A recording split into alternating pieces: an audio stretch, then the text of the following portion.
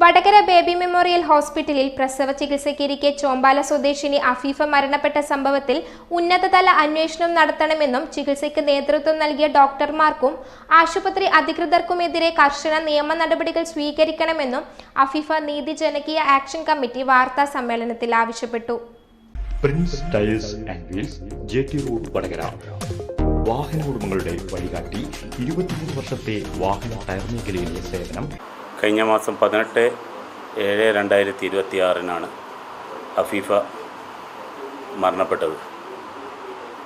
17/7/2026 അഫീഫാന സുഖപ്രസവം നടക്കുകയും ആ സുഖപ്രസവത്തിൽ ശേഷം 2 മണിക്കൂർ കഴിഞ്ഞിട്ടാണ് ഡോക്ടർമാർ അമിതമായ ബ്ലീഡിങ് ഉണ്ട് എന്ന് പറയുകയും യൂട്രസ് എടുത്തു മാറ്റണം എന്ന് നമ്മൾ അറിയിക്കുകയും അങ്ങനെ യൂട്രസ് എടുത്തു മാറ്റി 12 മണിയോട് കൂടിയിട്ട് വീണ്ടും ഡോക്ടർമാർ പറയുകയാണ് വീണ്ടും ബ്ലീഡിങ് ഉണ്ട്, നിങ്ങൾ കോഴിക്കോട് ബേബിയിലേക്ക് കൊണ്ടുപോകണം.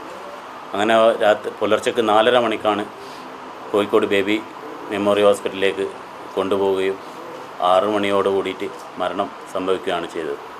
ഇതിൽ ഞങ്ങൾക്കുള്ള സംശയം എന്ന് പറഞ്ഞു കഴിഞ്ഞാൽ 16-ാം തീയതിയാണ് അവൾ ഡോക്ടറെ അടുത്ത് കാണിക്കാൻ പോകുന്നത്. 16/7/2026 16/7/2026 കാണിച്ച സമയത്ത് ഡോക്ടർ പറഞ്ഞു ചെറിയ ബ്ലീഡിങ് സ്പോട്ട് കാണുന്നുണ്ട്, അതുകൊണ്ട് വീട്ടിലേക്ക് പോകാൻ പറ്റില്ല, അഡ്മിറ്റ് ആവണം. അങ്ങനെ മുമ്പ് 4 തവണ അബോർഷൻ ആയ അഫീഫ 14 വർഷത്തിൻ്റെ ശേഷമാണ് ഗർഭധാരണം നടക്കുന്നത്. അപ്പോൾ അത്രയും കോംപ്ലിക്കേഷനായ അവൾക്ക് വേദനയുടെ മരുന്ന് കൊടുത്തിട്ട്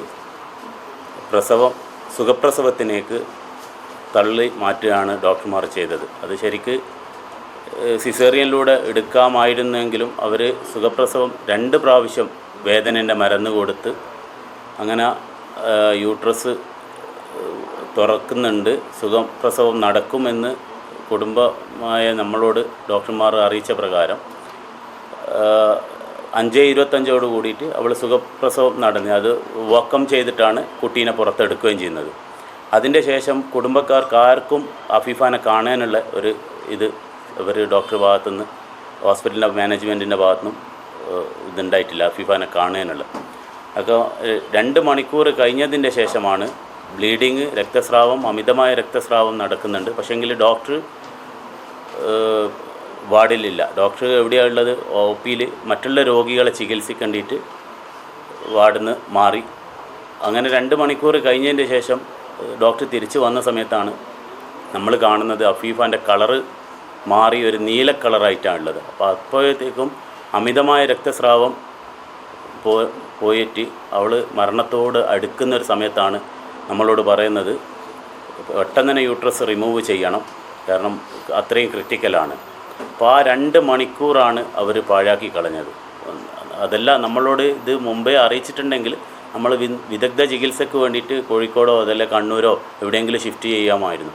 പക്ഷേ നമ്മൾ ഏകദേശം പൾസ് തീരെ കിട്ടുന്നില്ല, മാക്സിമം പൾസ് കുറഞ്ഞിട്ടുണ്ട്. ആ സമയത്താണ് നമ്മളോട് പറയുന്നത് യൂട്രസ് റിമൂവ് ചെയ്യണം, പിന്നെ നിങ്ങൾ ഒപ്പിട്ട് തരണം. അന്നേരമാണ് നമ്മൾ ഒപ്പിട്ട് സ്പോട്ടിൽ സൈൻ ചെയ്ത് കൊടുത്തു, യൂട്രസ് റിമൂവ് ചെയ്തു. പിന്നെ നമുക്ക് അവളെ ചേതനയേറ്റ ശരീരമാണ് നമുക്ക് കിട്ടിയത്. അപ്പോൾ ഇതിൻ്റെ സമഗ്രമായ അന്വേഷണം മെഡിക്കൽ ബോർഡിനും ബഹുമാനപ്പെട്ട CMനും നമ്മുടെ ആരോഗ്യവകുപ്പ് മന്ത്രി, ഹോം മിനിസ്റ്റർ സാർക്കും DGP സാർക്കെല്ലാം ഞങ്ങൾ നിവേദനം കൊടുത്തിട്ടുണ്ട്. അവർ സമഗ്രമായ അന്വേഷണം ഇതിനെതിരെ വേണം എന്നാണ് നമ്മൾക്ക് കുടുംബം എന്നുള്ള രീതിയിൽ നമുക്ക് പറയാനുള്ളത്.